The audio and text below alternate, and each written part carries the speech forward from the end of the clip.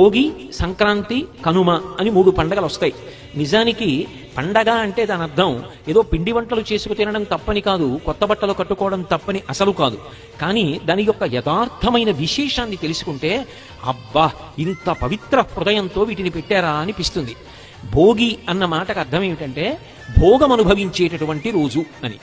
ఈ ఋతువులో సాధారణంగా ఏమవుతుందంటే పౌష్యలక్ష్మి అంటారు. ఈ పుష్యమాసంలో ఈ పౌష్యలక్ష్మి ఇంటికి వస్తుంది. పూర్వం ఇన్ని రకాలైనటువంటి ఉద్యోగాలు అవి లేవు. ఎక్కువ మంది వ్యవసాయం మీద ఆధారపడేవారు. ఆరుగాలం కష్టపడినటువంటి వ్యవసాయదారుడు పంట కోసి ఇంటికి తెచ్చుకున్న తర్వాత ఎంత సంతోషాన్ని పొందుతాడో.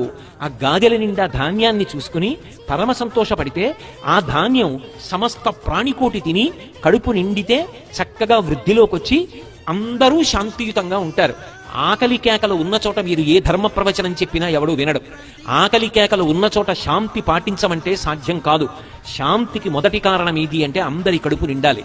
అందరి కడుపు నింపగలిగినది ఎవరు అంటే అన్నపూర్ణ. ఆ అమ్మవారు కడుపు నింపాలి. భూమి కొలత మారదు. కానీ ఎన్ని కోట్ల మంది పెరుగుతున్నా ఇంతమందికి అన్నం ఎవరు పెట్టాలి అంటే ఆ తల్లి పెట్టాలి. ఆ తల్లి అనుగ్రహం కలిగిన నాడు అందరూ కడుపు నిండుగా సంతోషంగా ఉంటారు. పౌష్యలక్ష్మిగా తల్లి రైతు ఇంటికి వస్తుంది. రైతు సంతోషంగా ఉంటాడు. అమ్మయ్యా, ఈ ఏడాది పంటలు బాగా పండాయి, మన అందరం సంతోషంగా కడుపు నిండా అన్నం తింటాం అని ప్రజలందరూ సంతోషంగా ఉంటారు. గడ్డి కావలసినంత లభిస్తుందని చెప్పి పశువులన్నీ సంతోషంగా ఉంటాయి. అందరూ భోగమనుభవించేటటువంటి తరుణము కాబట్టి భోగి.